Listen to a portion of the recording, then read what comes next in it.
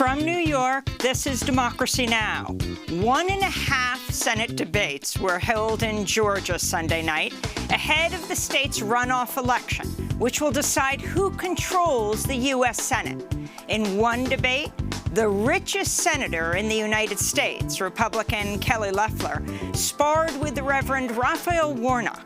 In the other debate, the Democratic challenger, Jon Ossoff, stood on stage alongside an empty podium because Republican Senator David Perdue refused to take part. Well, it's a strange situation to be asking a question of a sitting United States senator who is not here to debate as he asks for the votes of the people to be reelected. The debates came a day after President Trump held a rally in Georgia and called on Georgia's Republican Governor Brian Kemp to overturn the election. But Kemp refused to do so. We'll go to Georgia for the latest. All that and more coming up.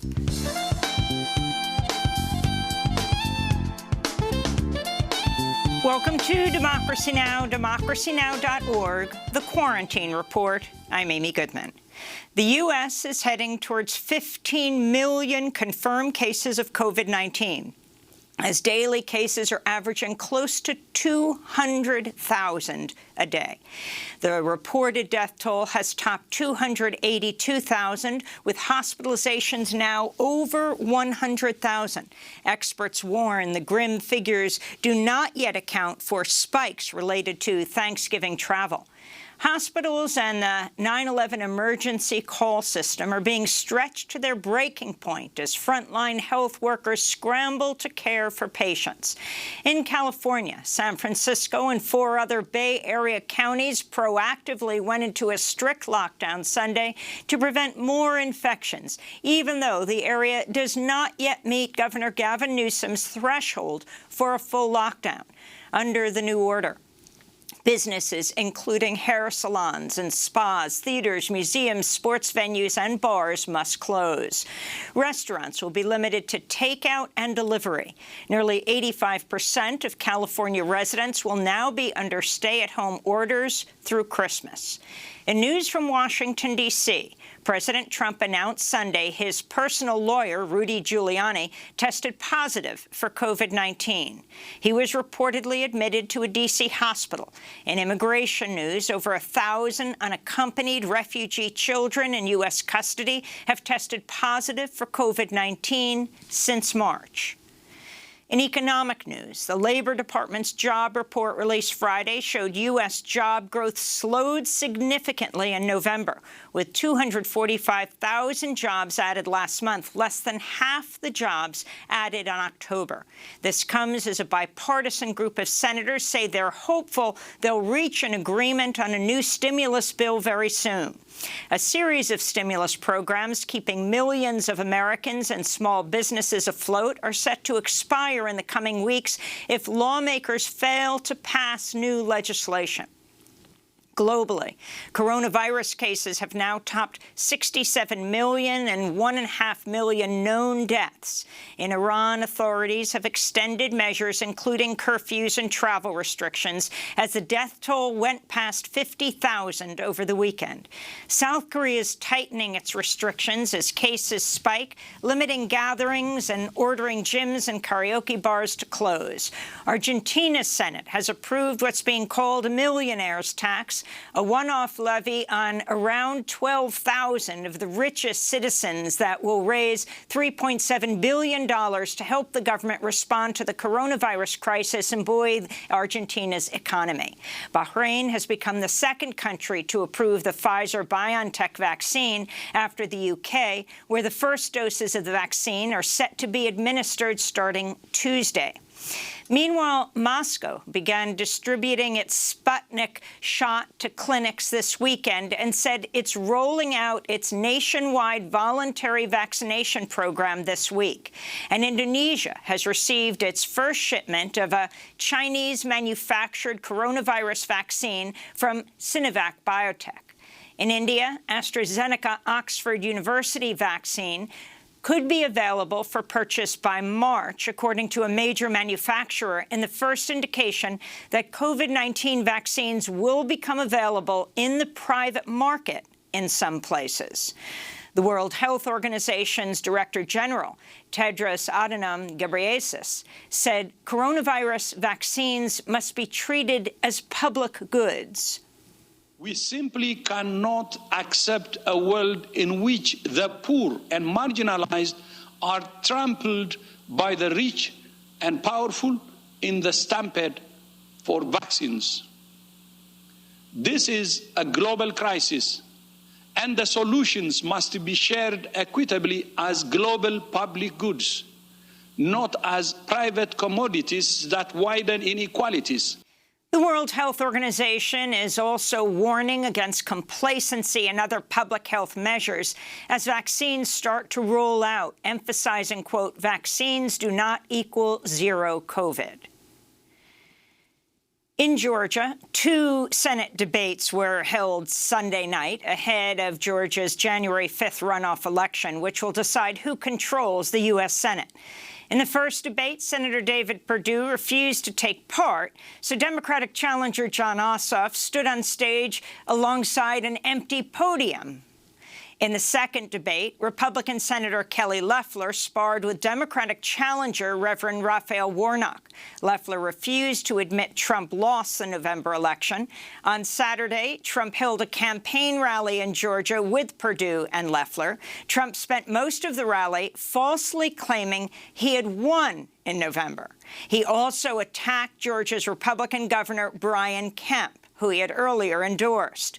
Earlier on Saturday, Trump called Kemp to urge him to call the Republican-led state legislature back into session so it could appoint Trump-supporting electors, essentially to overturn the election in the Electoral College. Kemp refused to do so. We'll have more on Georgia after headlines for the rest of the broadcast. Joe Biden's team will start receiving intelligence briefings from the Pentagon starting today as the presidential transition gets further underway. Biden is also set to meet for the first time with the White House chief vaccine advisor, Moncef Slaoui, this week.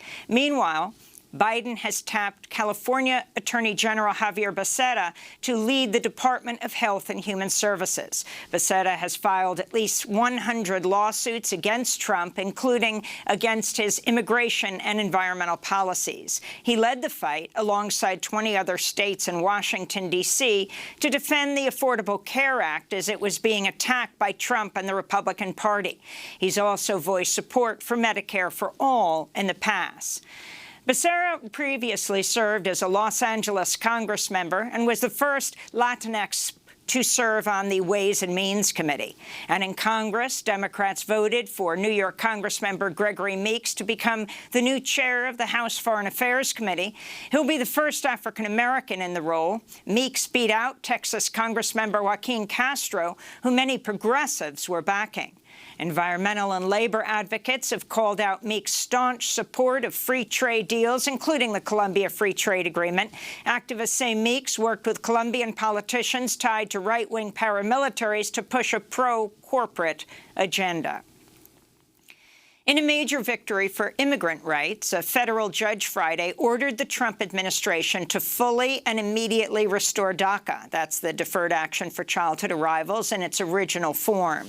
This means some 300,000 young people will be able to apply to DACA for the first time. It also restores work authorizations to 2 years and will make it easier for applicants to travel abroad before their application is approved.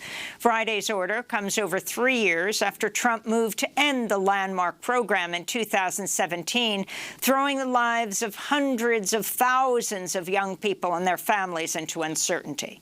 Since it was passed in 2012, DACA has granted protection from deportation and a work permit to at least 700,000 undocumented people who were brought to the United States as children. The House of Representatives voted Friday to decriminalize marijuana at the federal level and to expunge nonviolent convictions for marijuana-related offenses. The MORE Act also authorizes a 5% sales tax on marijuana products to be reinvested in community grants and programs, including job training, legal aid, and substance abuse treatment for communities who were disproportionately targeted by the war on drugs. This is California Congressmember Barbara Lee, who co-sponsored the bill, speaking on the House floor ahead of Friday's historic vote. Black and brown people are targeted more frequently than white Americans despite equal rates of use. Additionally, prison sentences for black and brown people are more likely to be lengthier than white people. Black men receive sentences over 13% longer than white men, and nearly 80% of people in federal prisons for drug offenses are black or Latino. The Trump administration announced it's pulling the majority of its 700 soldiers from Somalia, though many will remain stationed in the region, where the Pentagon says they'll continue to fight the presence of al-Shabaab. Some local leaders have condemned the timing of the move, which comes not just in the last weeks of Trump's presidency, but ahead of parliamentary elections in Somalia this month and presidential elections in February. Drone strikes in Somalia have increased significantly under Trump.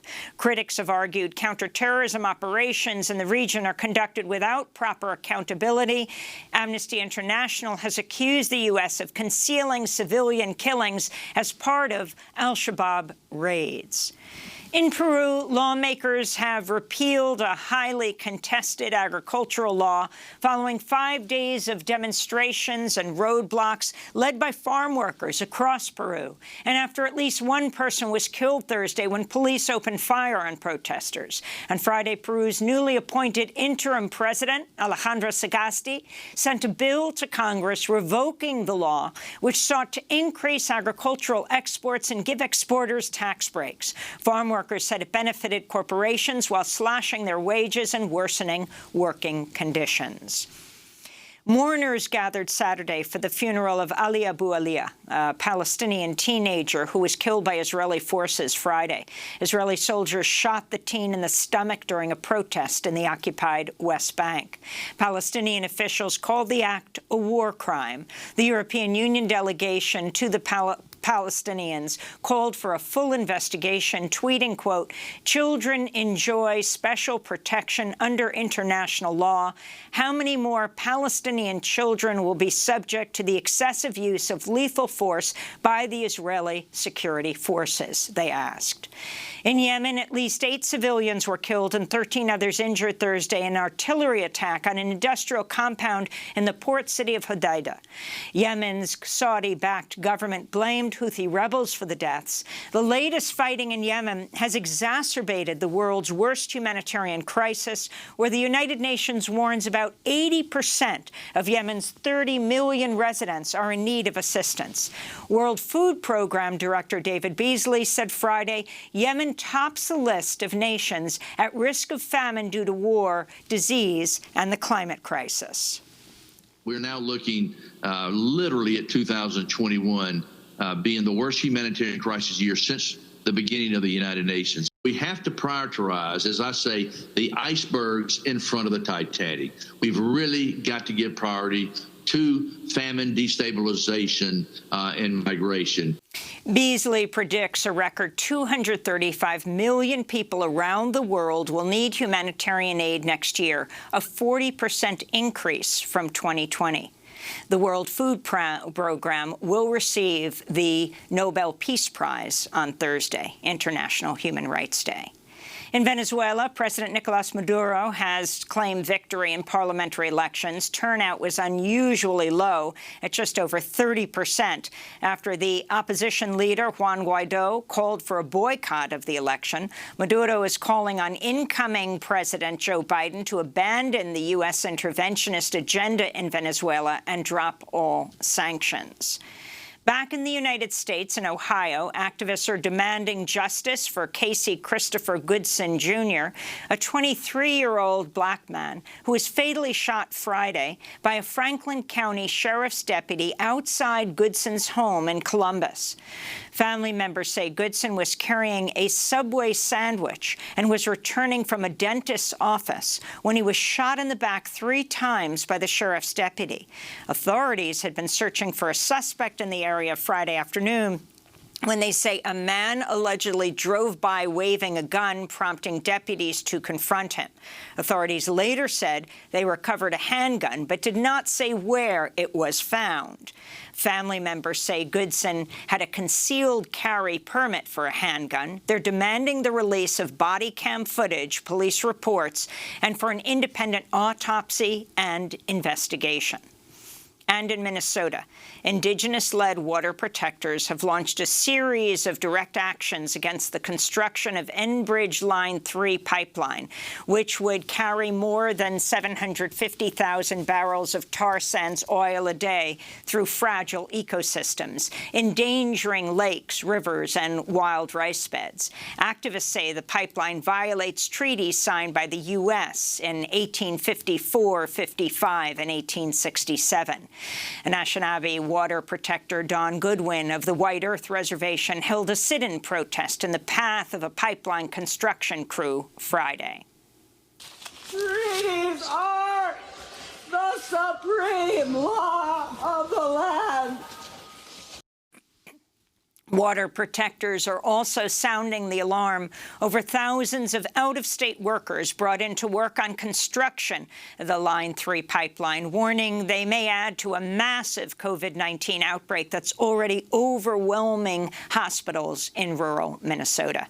And those are some of the headlines. This is Democracy Now!, DemocracyNow.org, the Quarantine Report.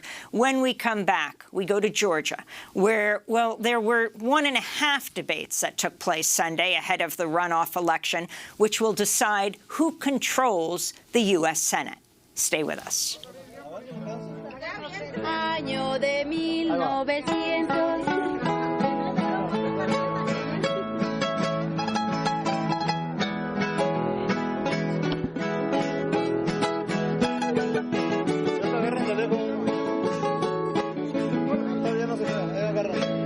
Año de 1998 corría.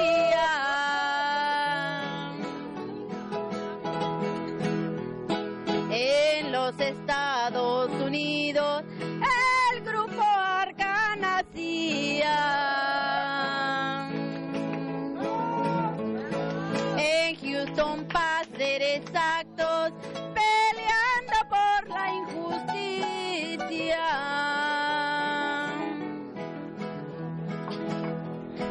De tan crueles congresistas, sus derechos les quitó. Corrido de Arca, a ballad performed by Trio Imperial in Houston years ago, dedicated to the longtime activist Maria Jimenez. She died last week at the age of 70 after a struggle with cancer. Jimenez came to Houston from Mexico with her parents when she was a girl and became an influential immigrant and women's rights activist as a proud Chicana. She was also known for starting ARCA, the Association for Residency and Citizenship of America, of the American Friends Service Committee, after part of the Immigration Control and Reform Act of 1986 was revoked and nearly 400,000 immigrants faced deportation.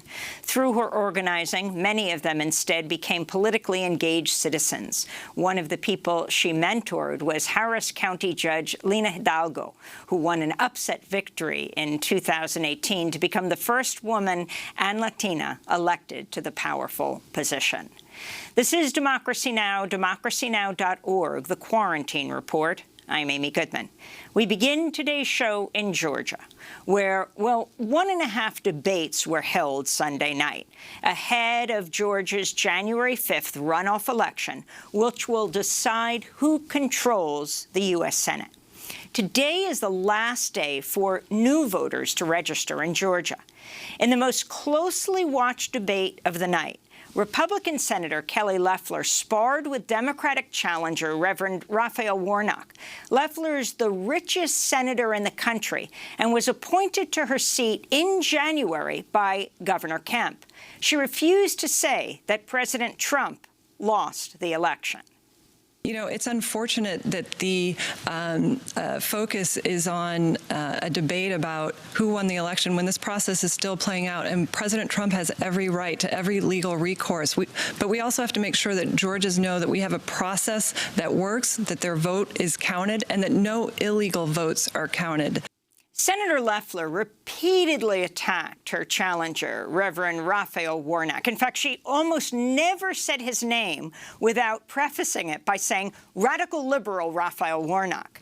But Warnock, who's the pastor of the historic Ebenezer Baptist Church, pastored by the Kings, pushed back.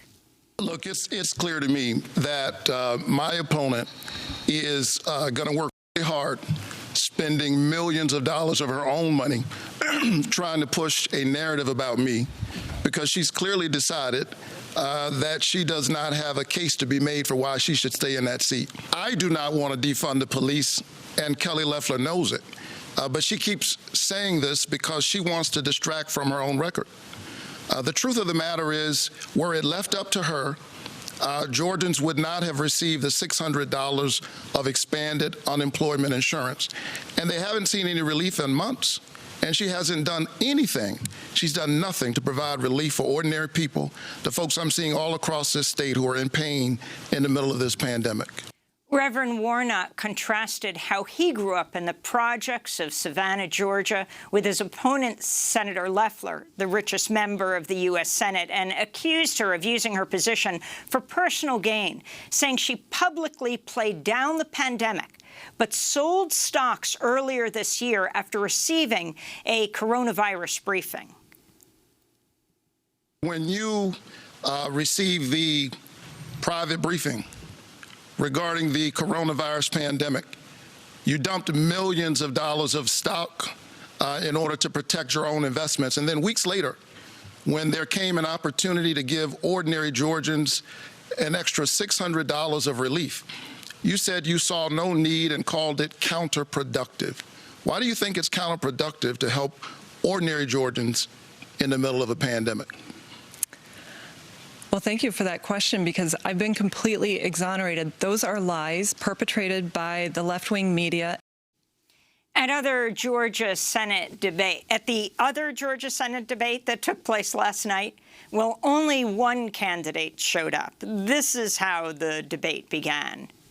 The candidates are in alphabetical order. Democrat Jon Ossoff. He is CEO of Insight TWI, a media production company that investigates corruption, organized crime, and war crimes for international news organizations. Republican David Perdue has served in the U.S. Senate since 2015.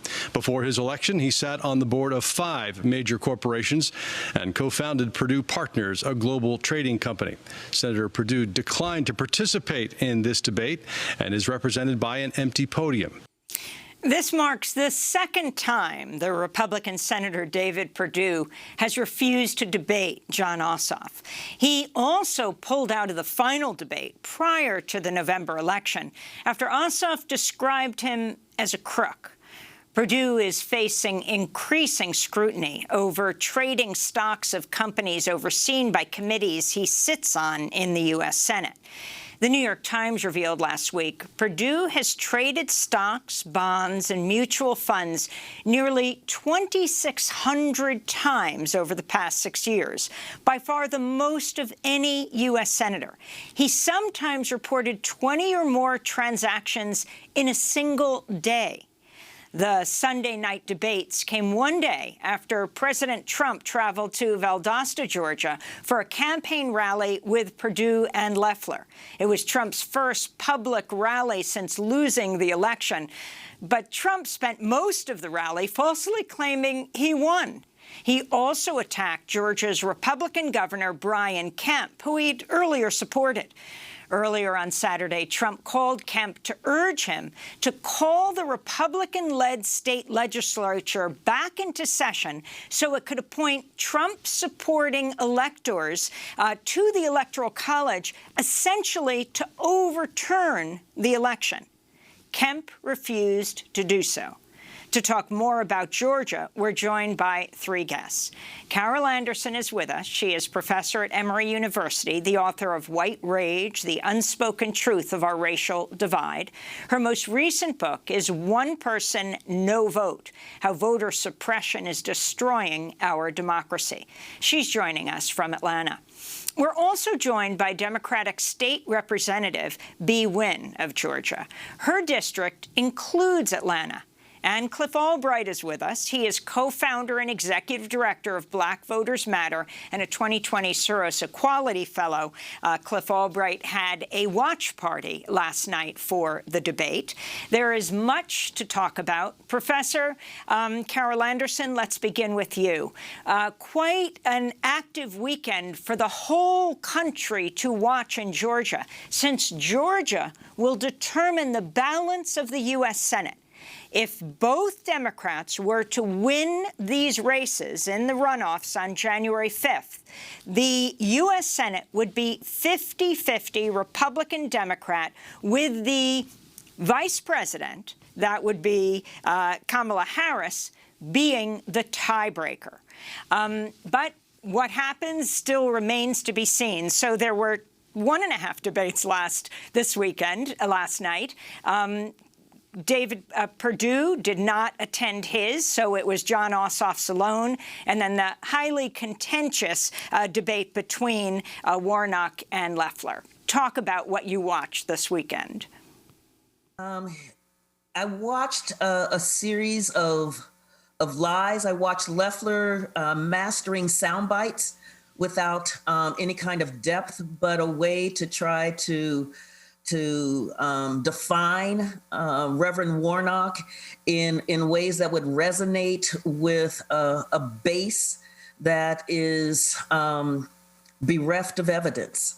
I saw an attempt to a coup, an attempt to overthrow an election, and I saw the weakness of both Perdue and Loeffler in challenging that. So even when Loeffler is asked point blank about the election, she says, well, it doesn't matter. It's not about who won. Yes, it is. But what we're seeing is that as she was casting aspersions out there, that this is the lie of voter fraud that the Republicans have sown for decades. And it is now really taking root in a most horrific way.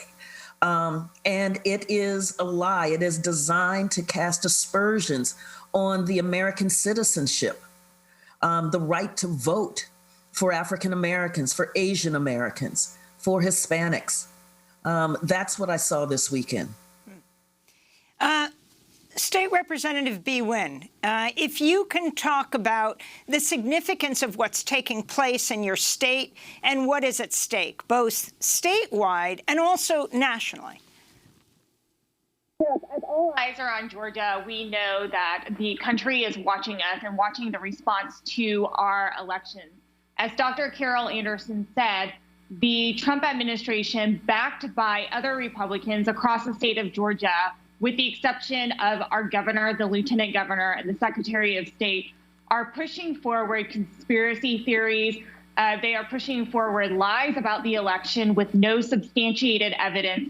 We just had Rudy Giuliani here in the state of Georgia last week, in which he brought forward witnesses who did not understand the complexity of Georgia election laws, who did not have any evidence to back up their claims, and they separated the secretary of state from that hearing, so there was no opportunity to respond and to refute these arguments that have already been refuted nationally, have already been refuted in our state.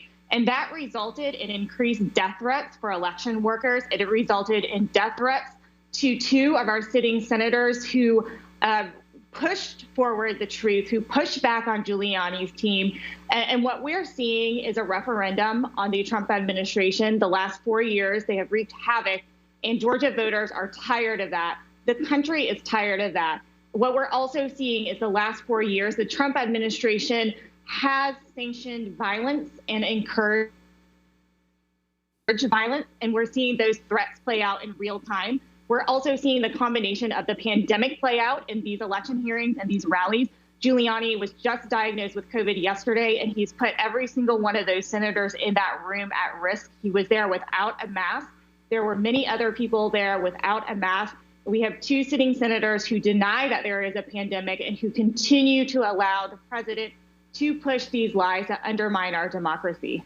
If you could go more into what do you mean the 2 senators, Perdue and Loeffler. Again, Loeffler was not ever elected. She was appointed by Kemp, who she refused to fully back up versus Trump in the debate. But what do you mean? What are they saying about a coronavirus where there is, like in all over the country, a major surge in Georgia?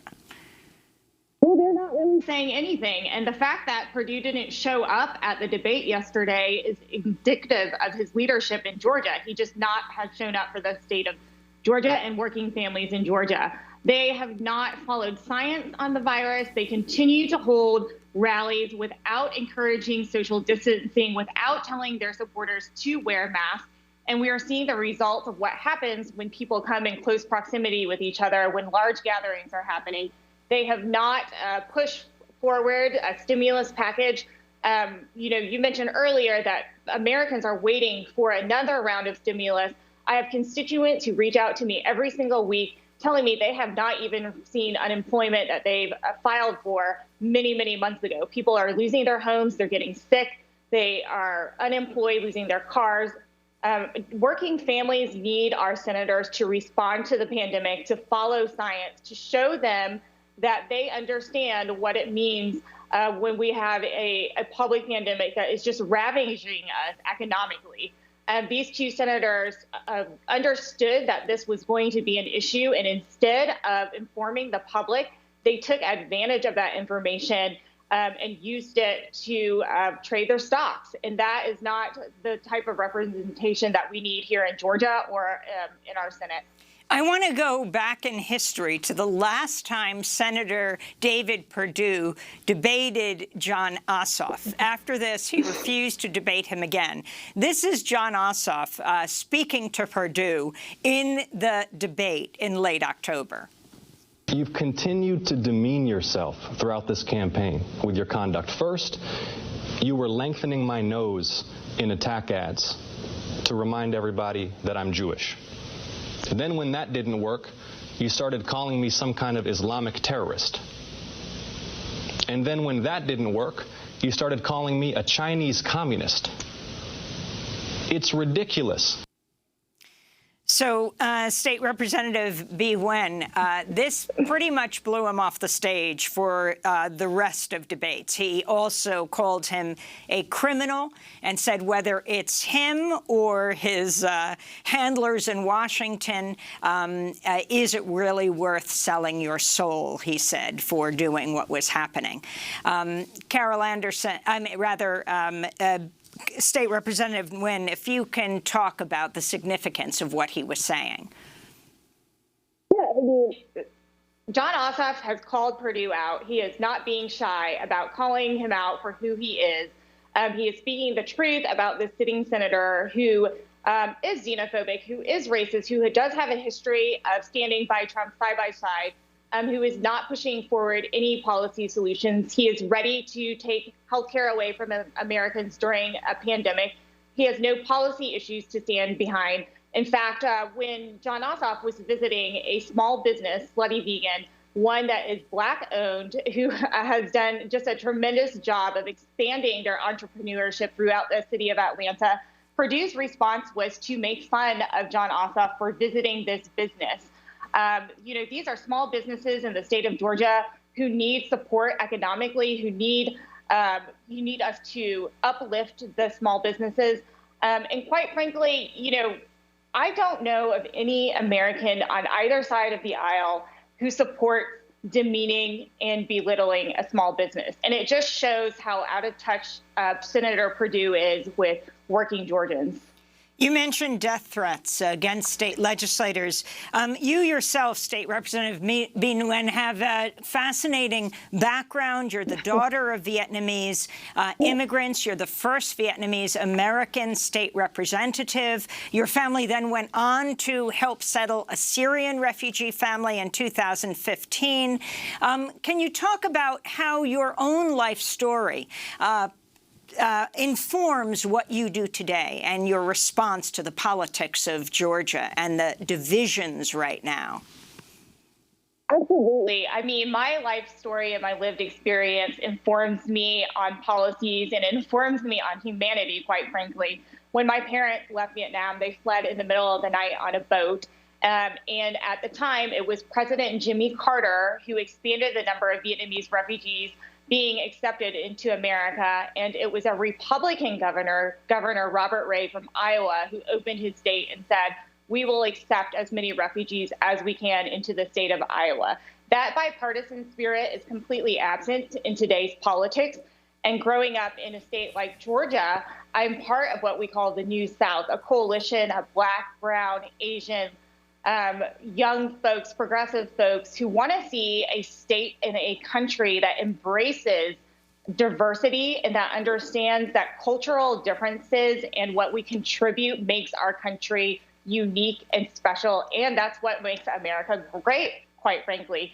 We've been battling the last 4 years the rise of white supremacy and nationalism, which we know has always existed in this country. But when it's endorsed by somebody who is at the highest sitting office, who has pushed forward this idea of violence against people, threatening people, where this has become a norm, it's a time and a place where being in Georgia is critically important as the world is watching us and how we respond. And I'm very disappointed in my colleagues who have not spoken up against the violence being directed to our two sitting senators, to the Secretary of State and his wife, to Gabe Sterling, to the governor. It's unacceptable. It is not how we want to live in this country. And it is being pushed by Trump, and he has enabled this, to rise to the surface. And we really need to grapple with what that means for our country and for our state and how we can move forward, because we can't take this anymore. It is literally endangering the lives of people who are just doing their jobs, who are just trying to make this country a better place for everybody.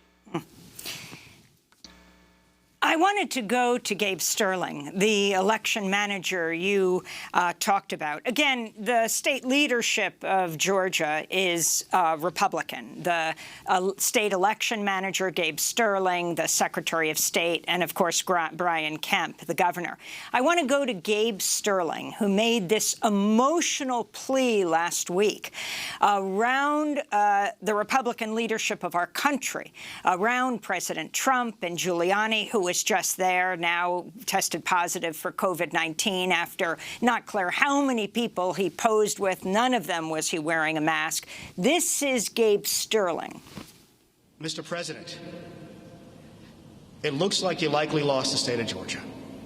We're investigating. There's always a possibility. I get it. And you have the rights to go through the courts.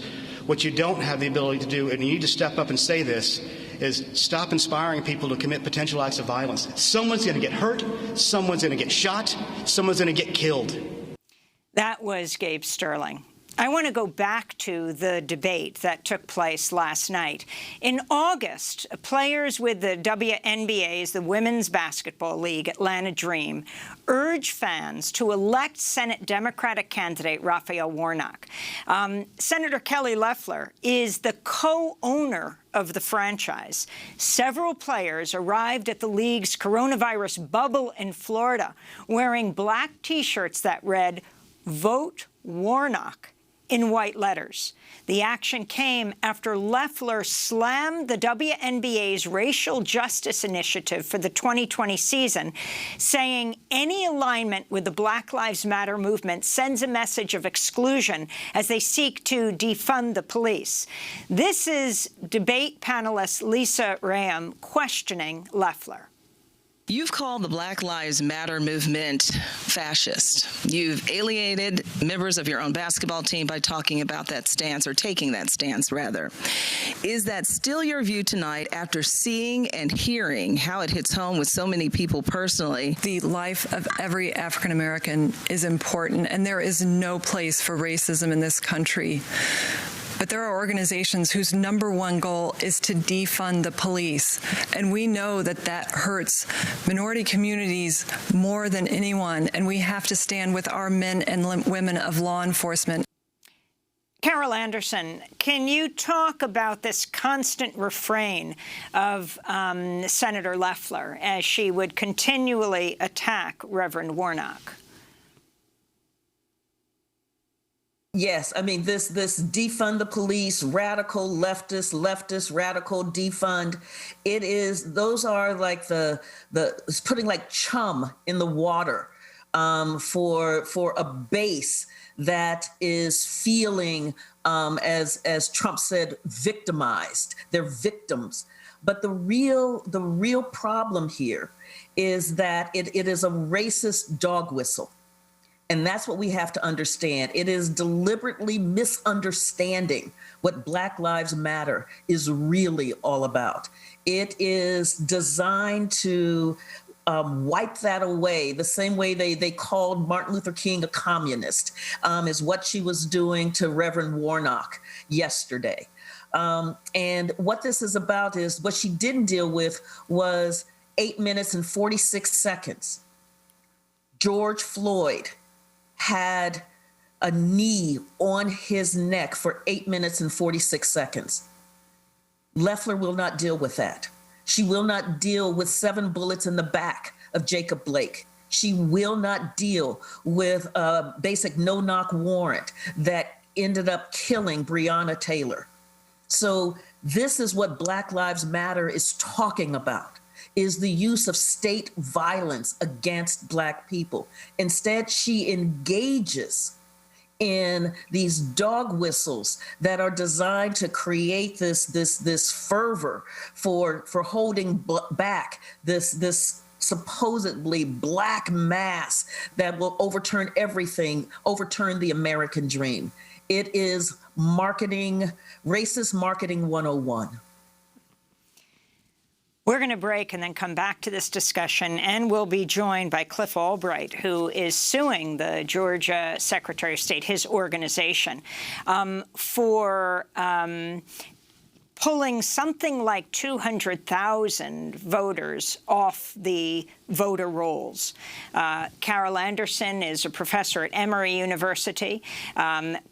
Georgia Representative Bee Wynn is in the Georgia legislature, and will be joined by Cliff Albright, who is one of the co-founders of Black Voters Matter. Stay with us. Every record needs a thesis, needs a crisis or campaign. All my feelings need a reason, need a righteousness or blame. What if leaving wasn't of the mind? The root and crown don't doubt the winter time.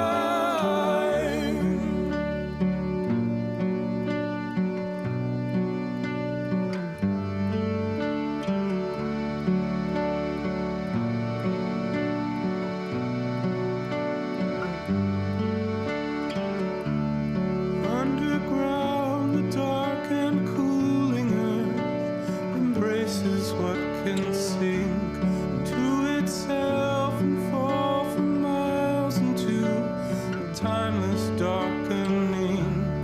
And from the depths will come the brightest fire. This is Democracy Now!, democracynow.org, The Quarantine Report, That Root and Crown by Young Jesus. I'm Amy Goodman as we continue to discuss what took place in Georgia this weekend ahead of the January 5th runoff senatorial elections. Sunday's debates for Georgia's Senate candidates fell on the eve of the registration deadline today for Georgians who want to vote in the special runoff election on January 5th. Yes, that deadline's today. Monday, December 7th.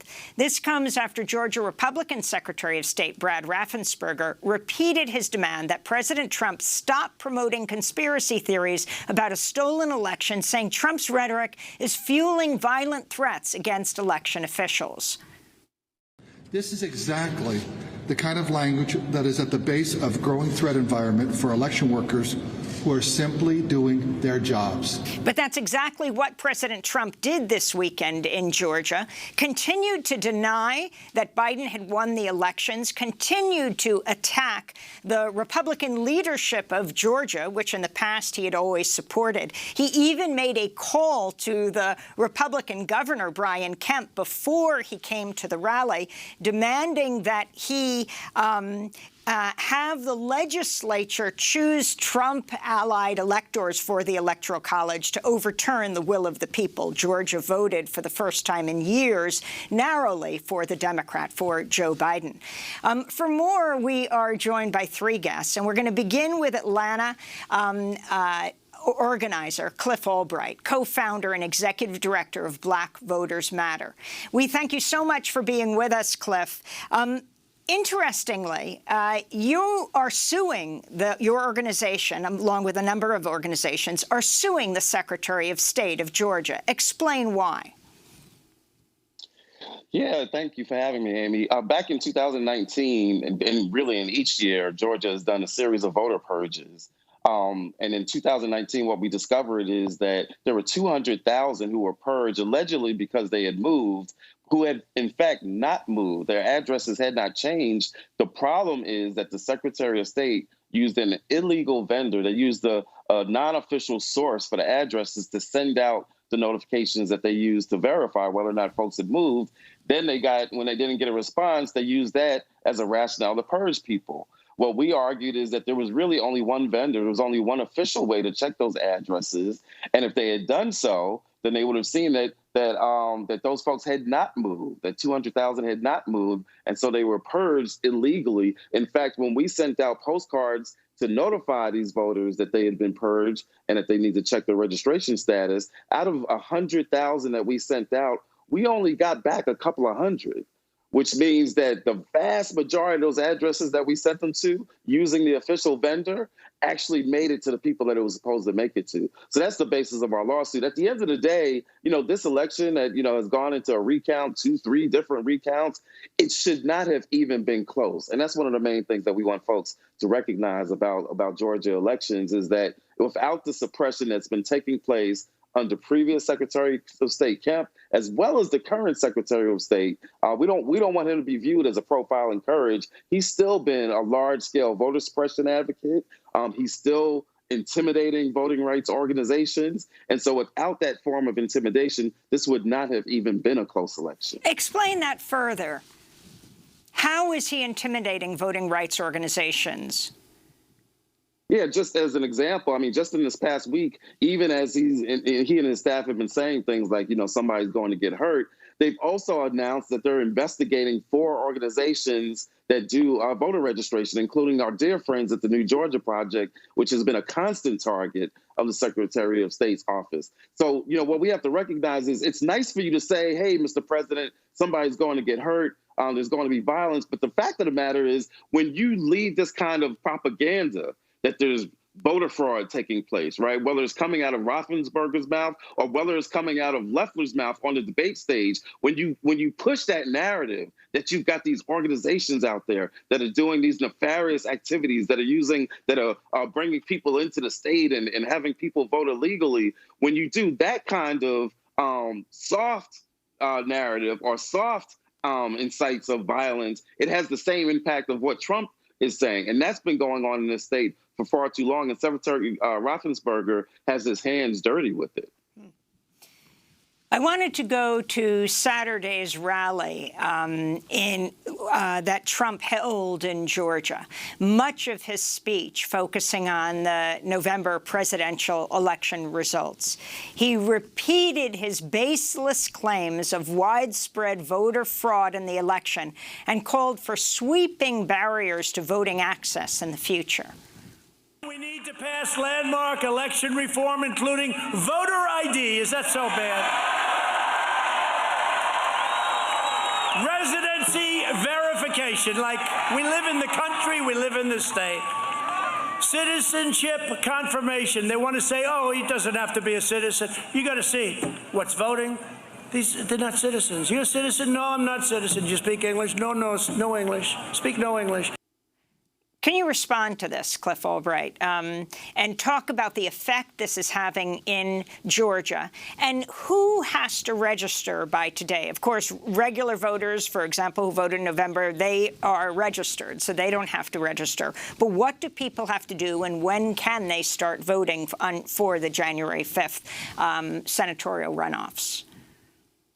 Yeah, so there's a couple of ways for me to respond to Trump's comments. On the one hand, the simplest answer is obviously he's making things up. These are all untrue. This is disinformation. This is, hate mongering. This is all the things that we know it is, right? The other way that I answer that question, though, honestly, Amy, is that I say, you know what? If he wants to come to Georgia, come on.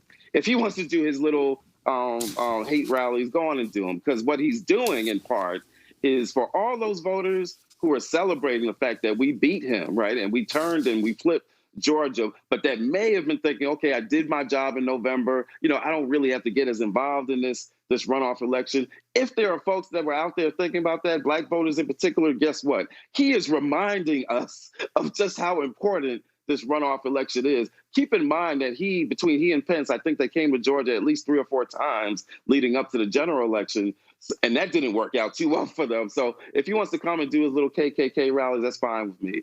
The other answer, though, to that is in terms of the voter registration deadline, is that, yes, today's the deadline. We're encouraging everybody to register. We're encouraging folks who are already registered to get 10 other people to register, because everybody's got a role to play in being an organizer and reaching out to folks to get them registered.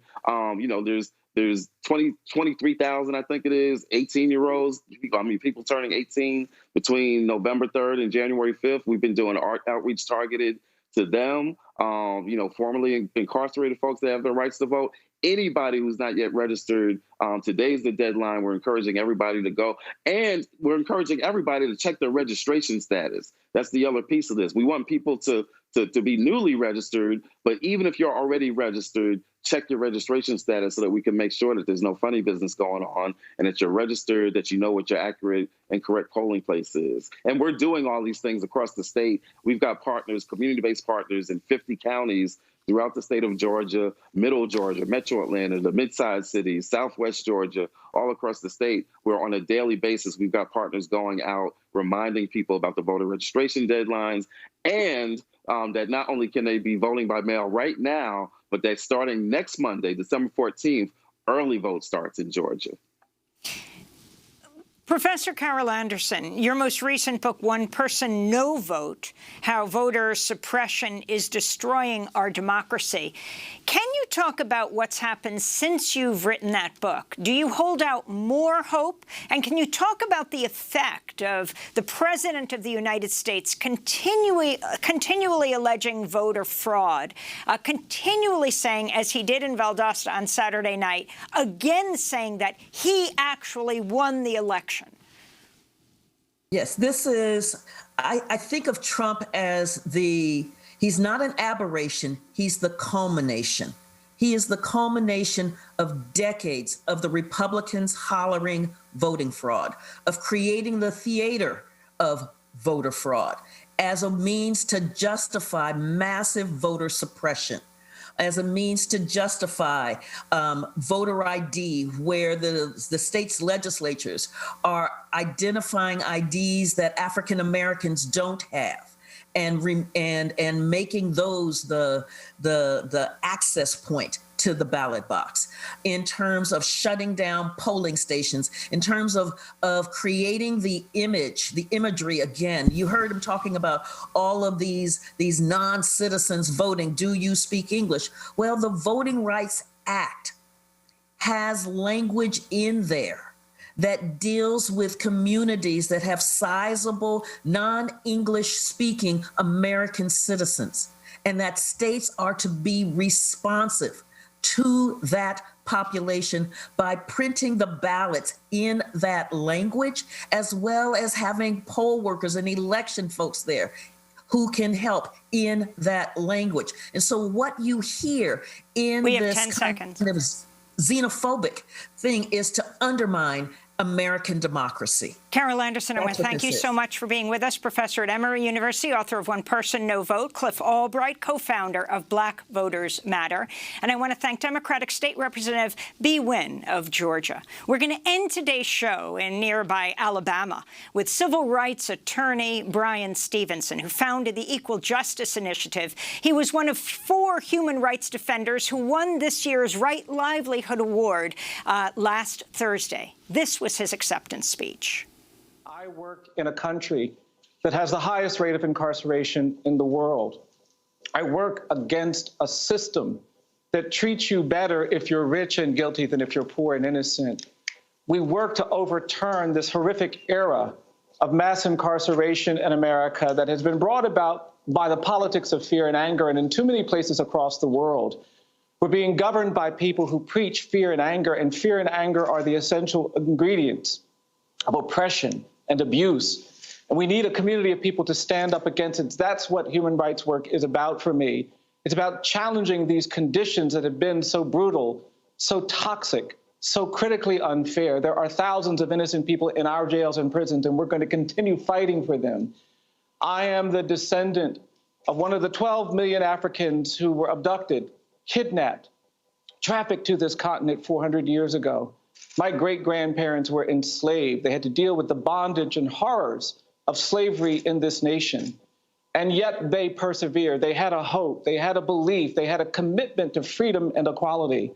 I'm standing in front of jars. And behind me, these jars represent the thousands of Black people who were lynched in America. These were collected at sites across America for a century. African Americans were brutalized, pulled out of their homes, beaten, bloodied, drowned, torched, lynched in a nation where lawlessness reigned. I am the child of people born into Jim Crow. My parents were humiliated and denigrated by those signs that said white and colored. And they weren't directions, they were assaults. They created injuries. And our nation has not confronted those injuries. I began my education in a colored school. And I wouldn't be here today if lawyers hadn't come into our community and made it possible for me to go to high school and college and law school. And Mr. Hinton and I still live in a nation where there is a presumption of dangerousness and guilt that burdens Black and brown people. We've been in the streets this summer trying to confront this legacy of racial inequality that continues to contaminate our nation.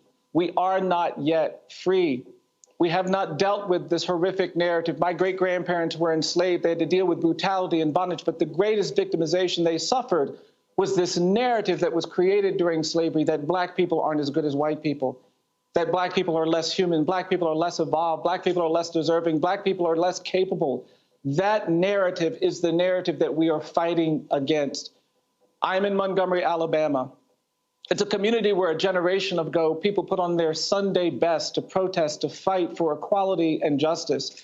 They knew they would get bloodied and battered and beaten, but they went anyway. I stand on the shoulders of people who did so much more with so much less. And because of them, I am determined that we must keep fighting.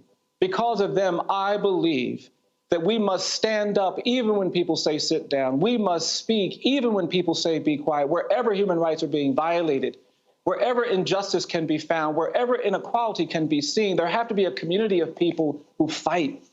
And I am honored to be among that community and to receive this recognition today for that fight. Thank you so very much for doing what you've done for me, but more than that, for all of the people around the world suffering from inequality and injustice. Thank you for recognizing the importance of our struggle.